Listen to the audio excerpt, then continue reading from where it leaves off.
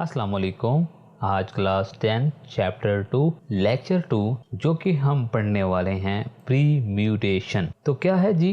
Money different kind of problems can be resolve using the multiplication principle. Putting object in order is one kind of challenge. We queue up for pictures, arrange letters into words and digits into numbers, decorate rooms and more. A pre-mutation is a way to arrange item. क्या कहता है? Pre-mutation का मतलब होता है चीजों को एक खास तरीके से ऑर्डर में लगाना, जैसे कि लाइन बनाना, रूम सजाना या अल्फाबेट्स को एक लफ्ज बनाने के लिए अरेंज करना। हर तरीके को प्री म्यूटेशन कहते हैं। जब स्टूडेंट असेंबली में एक लाइन में खड़े होते हैं और हर स्टूडेंट का पोजीशन अलग होता है, ये प्री या परम्यूटेशन के प्री म्यूटेशन कहते हैं। परम्यूटेशन के प्री म्यूटेशन चीज़ों को ऑर्डर के साथ अरेंज करने को कहते हैं। क्यू अप किसको कहते हैं? लाइन बनाना। यहाँ तक क्लियर है? Drawing line segments for each choice can be useful in solving permutation problems. This allow us to multiply bye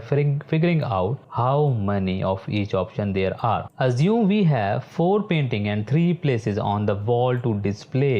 We wish to determine how many different ways there are to arrange 3 of them on wall. To symbolize the 3 location on the wall, we can draw 3 lines. यानी कि drawing line segment for each choice, जो भी आपकी जो choice हैं उसको हल करने के लिए आप ड्राइंग कर सकती हैं, लाइंस द्वारा ड्रा कर सकती हैं। आपको ये हेल्पफुल करेगा आप प्री म्यूटेशन प्रॉब्लम सॉल्व करने के लिए। जैसे कि हमारे पास एक एग्जांपल है कि अगर हमारे पास 4 पेंटिंग्स हैं और वॉल हमारे पास 3 जगह लगानी है, मतलब 3 दीवारें हैं जहाँ पे हमने पेंटिंग लगानी है, तो हम प्री म्यूटेशन के रूल लगाएंगे। पहले जगह के लिए 4 ऑप्शन, यानी कि हमारे पास कितनी हैं? 3 प्ले वॉल्स हैं जिन पे हम पेंटिंग लगा सकते हैं, और हमारे पास पेंटिंग कितनी हैं?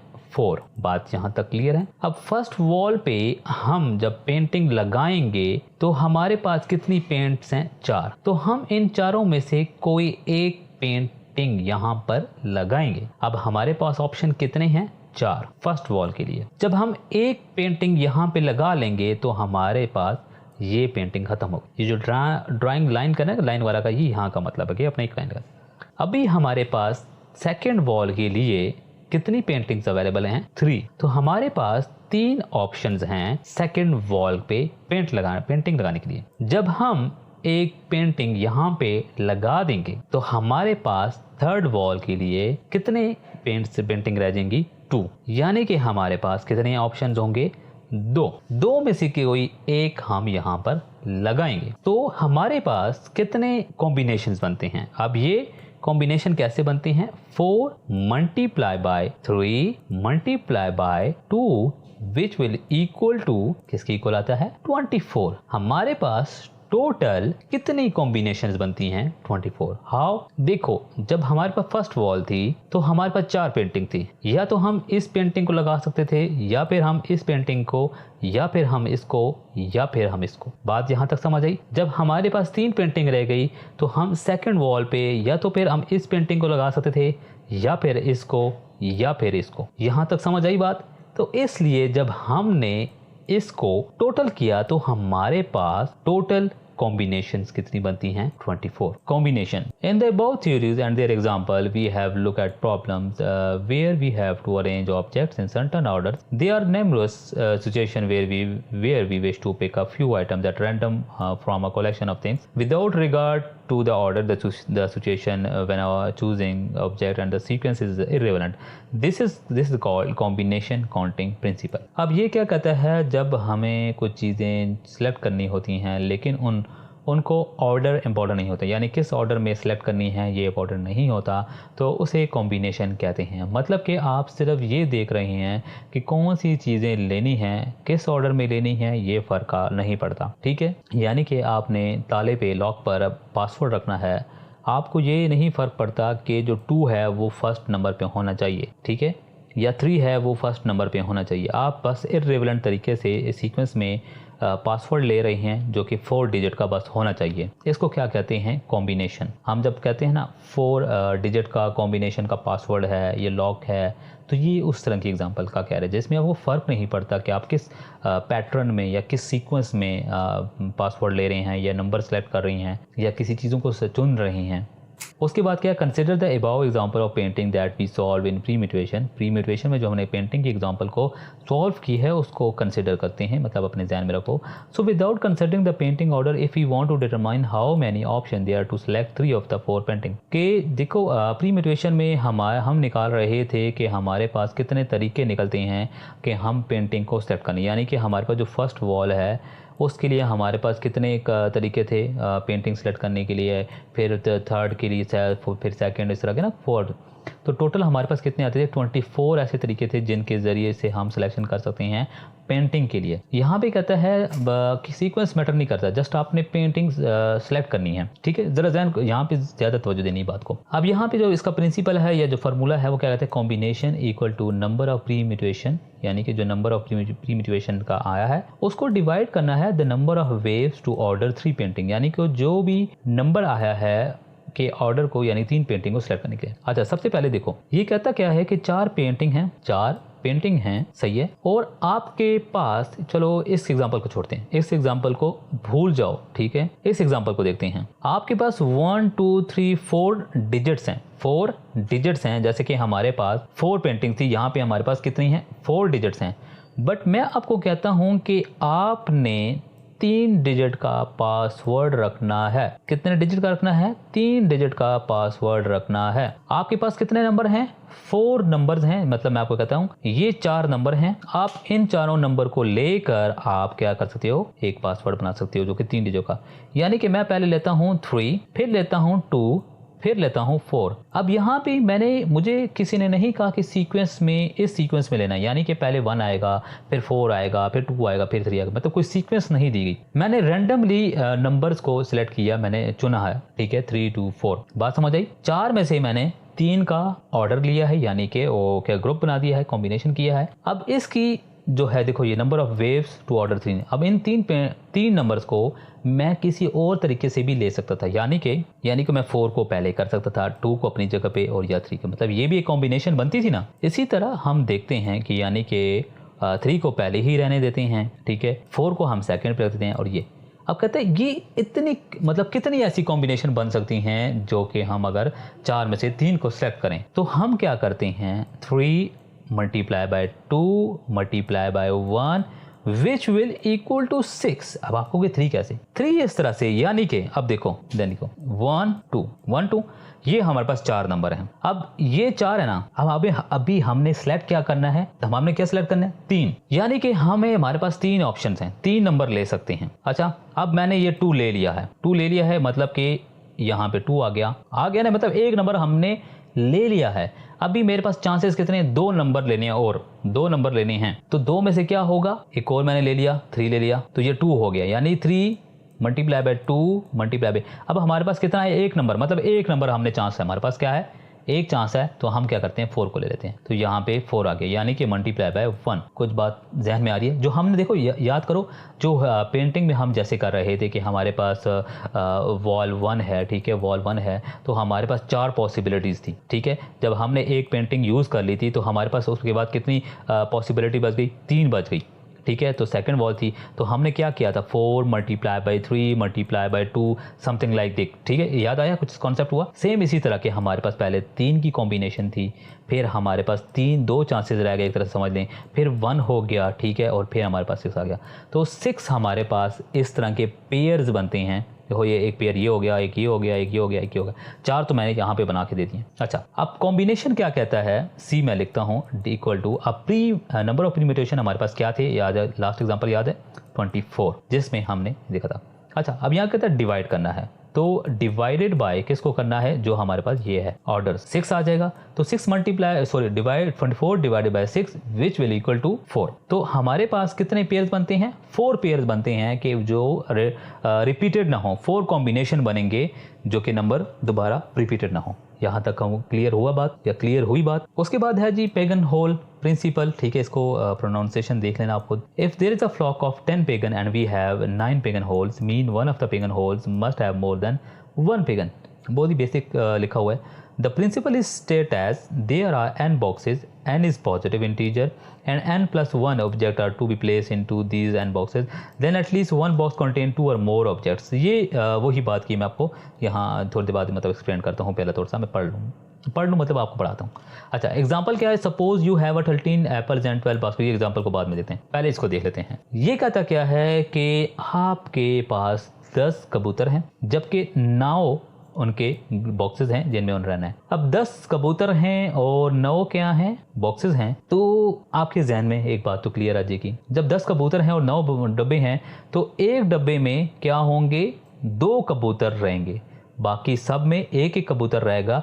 बट एक ऐसा डब्बा होगा जिसमें क्या होंगे, 2 कबूतर होंगे। अब ये क्या कहता है, देयर एन बॉक्सेस, मतलब कि एन बॉक्सेस का मतलब क्या है, आप कोई भी बॉक्सेस हो सकते हैं, नंबर ऑफ बॉक्सेस कुछ भी हो सकते हैं, यानी कि 4 हो सकता है, 8 हो सकता है, 13 हो सकता है। एन का मतलब ये होता है नंबर ऑफ बॉक्सेस, मतलब कुछ भी हो सकता है। आपने मैथ में पढ़ा होगा, आपको अच्छी तरह, मुझसे ज़्यादा आता होगा। अच्छा, एन प्लस इक्वल टू 1, यानी कि कबूतर जितने बॉक्सेस होंगे उसके ज़्यादा उसको उसमें एक ऐड कर दो, वो वैल्यू क्या होगी, उसकी होगी ऑब्जेक्ट्स की होगी। यहाँ पे ऑब्जेक्ट्स हमारे पास क्या है, कबूतर, क्योंकि हमने बॉक्स में क्या रखने हैं, कबूतर रखने हैं। ठीक है, ये बात समझ आई इस लाइन्स की। अब एग्जांपल क्या है, suppose you have a 13 apples 12 baskets, according to pigeon principle at least 1 basket will contain more than 1 apple. बात समझ आई। कहता है पेगन होल प्रिंसिपल को अपने माइंड में रखो और देखो, आपके पास 13 एप्पल्स हैं और जबकि 12 बास्केट हैं।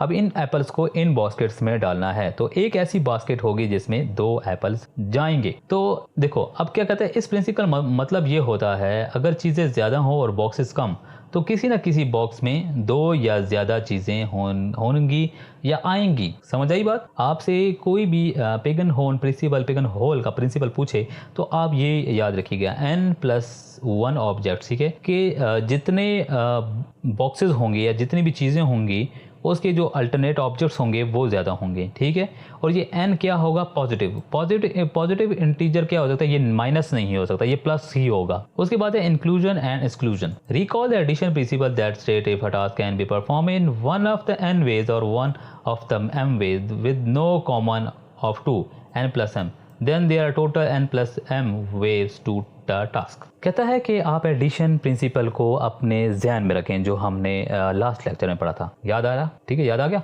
चलो। But if there are some ways in n and m to do the task, then according to the inclusion and exclusion principle we must sum the number of waves to complete a task one way and the number of waves to complete it another, and then subtract the number of waves that are shared by both set of waves in order to count only unique way of completing the work. अभी क्या कहता है, अगर किसी काम को 2 अलग तरीके से किया जा सकता है तो हम दोनों तरीके मिलाकर टोटल तरीके निकालते हैं। एक दफ़ा फिर सुन लो, अगर किसी काम को 2 अलग तरीके से किया जा सकता है तो हम उन 2 तरीकों को प्लस कर लेते हैं, ऐड कर लेते हैं, या मिलाकर उनको क्या करते हैं, टोटल तरीके निकालते हैं। लेकिन अगर कोई तरीका दोनों में कॉमन है तो उन्हें एक दफ़ा सब्ट्रैक्ट करना ज़रूरी होता है ताकि दोबारा काउंट ना हो जाए।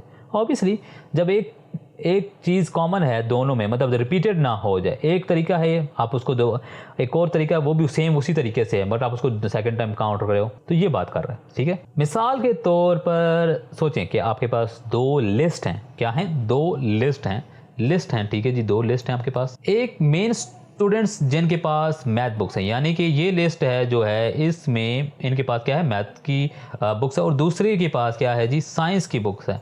इस वाले के पास क्या है जी, इनके पास क्या है, साइंस वाली बुक है। कुछ स्टूडेंट दोनों में होंगे। अगर आप टोटल यूनिक स्टूडेंट गिनना चाहें तो जो दोनों में हैं उन्हें एक बार सब्ट्रैक्ट करना होगा। यानी कि अब मैथ वाले कुछ ऐसे स्टूडेंट होंगे जिनके पास साइंस बुक्स होंगी, बात समझ आई, और कुछ ऐसे साइंस वाले होंगे जिनके पास मैथ वाली स्टूडेंट होंगी। अब आप उनको यहाँ भी नहीं गिन सकते और वहाँ भी नहीं गिन सकते, क्योंकि उन बच्चों के पास दोनों बुक्स हैं, वो यहाँ भी काउंट हो रहे हैं और यहाँ भी काउंट हो रहे हैं। ठीक है, तो जब आप इन दोनों का टोटल करोगे तो आपके पास टोटल जो स्ट्रेंथ है, यानी कि 10 बंदे इसमें हैं, 10 बंदे इसमें हैं, ठीक है, नहीं सॉरी, तो 20 की स्ट्रेंथ है, बट यहाँ पे भी 12 शो हो रहे हैं, यहाँ पे भी 11, क्योंकि वो उधर भी हैं और इस लिस्ट में मौजूद हैं। जब वो लिस्ट डबल आएंगे तो क्या ऑब्वियसली वो बंदे ज़्यादा होंगे ना, तो ये सेम ये चीज़ कह रहा है। उसके बाद ये एग्जाम्पल है, इसको थोड़ा सा ध्यान से सुनो, ये थोड़ी सी कंफ्यूज करेगा आपको। अच्छा पहले देखते हैं, how many binary string of length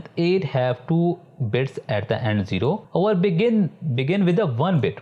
There are 26 equal to 64 possibilities to fill in 6 bits if the string ends in a 0 0. ठीक है। Similarly, if the string begins with 1, there are 7 bits left in the string and there are 27 equal to 128 possibilities to fill it. If add both of the offer mentioned set and consider it to whole solution, it will be incorrect. चलो अच्छा, ये आप खुद अंग्रेजी पढ़ लेना, मैं आपको थोड़ा सा कॉन्सेप्ट क्लियर करने की कोशिश करता हूँ। ये कहता है कि आपके पास बाइनरी स्ट्रिंग है जो कि लेंथ क्या है उसकी 8। बाइनरी स्ट्रिंग आपको पता है 0 1 या 0 0, यानी कि मतलब 1 0 होगा, और कितने बिट्स होंगे, 8 बिट्स होंगे। 3 ये हो गए, 3 ये हो गए और ये हो गए, 7 8, यानी ये 8 बिट्स मुकम्मल हो गए। 8 बिट्स क्या होंगे, 8 बिट्स का आपके पास लेंथ है, ये याद रखो, ये 8 बिट्स की लेंथ है। ठीक है। अब कहता है कि कुछ ऐसे बिट्स होंगे जिनके लास्ट में क्या है, 00 आ रहा है। बाकी वर्ड हो सकते हैं यहाँ पे 1 हो, यहाँ पे 1 हो, यहाँ पे 0 हो,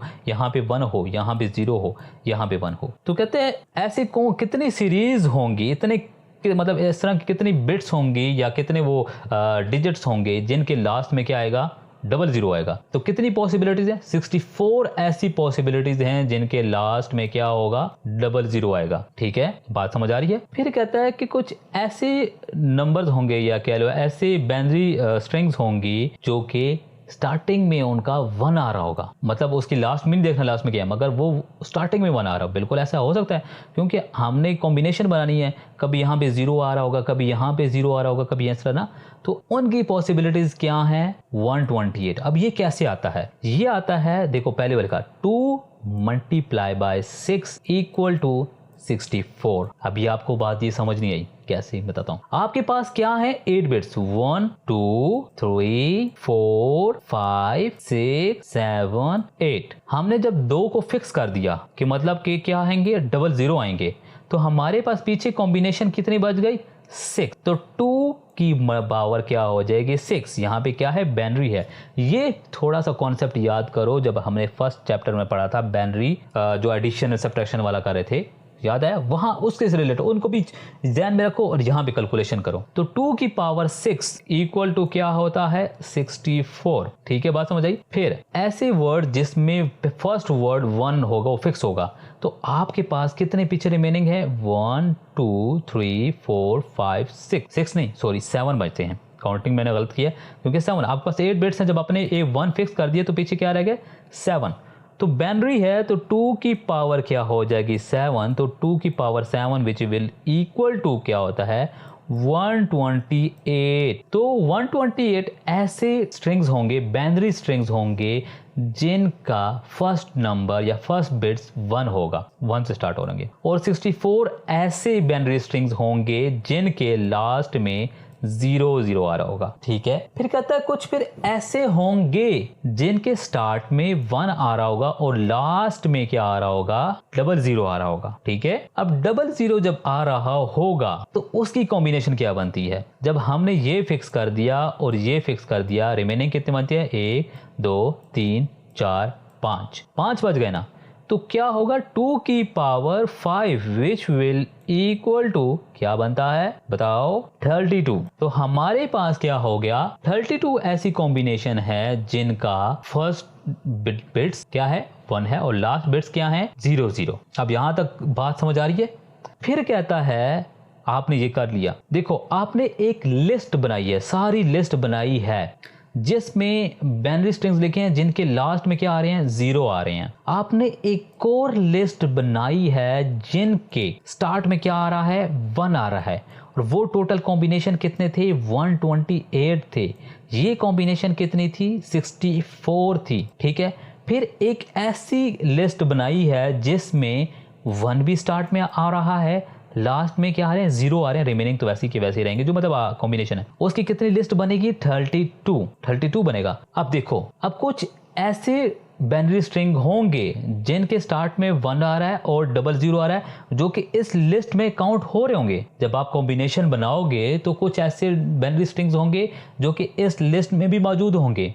जब आप कह रहे हो ना कि वो वाले स्ट्रिंग बनाओ जिसका 1 स्टार्ट में हो और लास्ट में क्या हो 00 आ रहे हो, वो इस लिस्ट में भी होंगे और इस लिस्ट में भी होंगे। बात समझ आ रही है? जब आप इन दोनों लिस्टों को प्लस करेंगे तो आपकी जो एक्चुअल पॉसिबिलिटीज हैं वो गलत आएंगी। वाई? कुछ ऐसे बाइनरी स्ट्रिंग्स हैं जो आप इधर भी काउंट कर रहे हो और आप इधर भी काउंट कर रहे हो। जब आप उन दोनों को प्लस कर रहे हो तो आपकी क्या आ रही है? कैलकुलेशन गलत आ रही है। इसलिए जब टोटल स्ट्रिंग है तो हम क्या करते हैं 128 प्लस 64 माइनस 32। हमने वो कॉम्बिनेशन या वो बाइनरी स्ट्रिंग्स को माइनस कर दिया है जो कि हमने इस लिस्ट में भी कॉमन है और इस लिस्ट में भी कॉमन है। तो ऐसे हमने उन लिस्ट को क्या कर दिया? माइनस कर दिया, और जो कि हमारे पास अब एक्चुअल में कितनी पॉसिबिलिटीज बनती हैं? 160 पॉसिबिलिटीज बनती हैं। ये बात याद रखिएगा कि कैसे, देखो 2 लिस्टें बनाई, 2 लिस्टों में कुछ ऐसे वर्ड्स थे जो लिस्ट 1 में कॉमन थे और लिस्ट 2 में भी कॉमन थे। जब हमने उनको माइनस किया तो मतलब वो एक्चुअल हमारे पास वैल्यू आ गई। यहाँ तक कोई कन्फ्यूजन हो तो आप क्या कर सकते हो? कमेंट्स में पूछ सकते हो या फिर ग्रुप ज्वाइन करके वॉइस पर भी मुझसे पर्सनली बात कर सकते हो। Thank you.